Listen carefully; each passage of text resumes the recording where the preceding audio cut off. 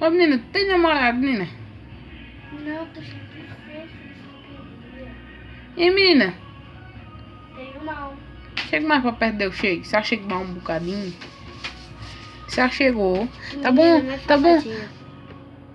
Ixi, meu Deus do céu, mas é feia. Cala a boca, senão meto na tua cara essa mãozada aqui. Puxa feia assim a quem Tu só é minha irmã, vice? nascesse na cagada de um jeito, foi? E tu cagasse na cagada do jumento? Sai pra lá, cornolice. Cornelice é tu. Quer ser uma mocinha, que esse salto alto. Pia, deixa eu dar um zoom aqui. Oxi. Mas tá quase dando pra eu, viu? Achasse no Rio Tietê, foi esse Olha, salto. tá quase dando pra eu. Achasse no Rio Tietê, foi esse salto.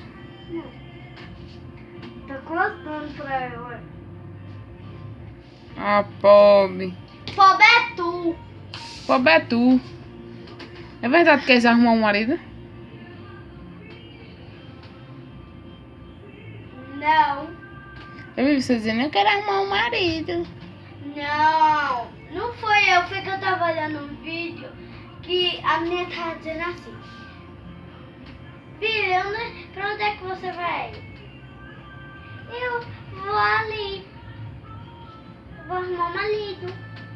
Aí eu disse, por que aí a mãe dela perguntou assim? Por que você quer arrumar um marido?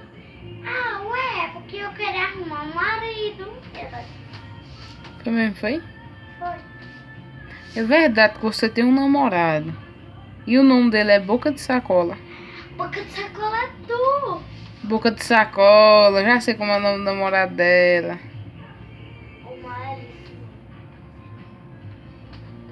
Diga aqui perto de eu, diga. Agora Diga perto de eu. Papai. Eu não digo mais não, eu não tava gravando não. É verdade que você é namorado do Boca? Eu disse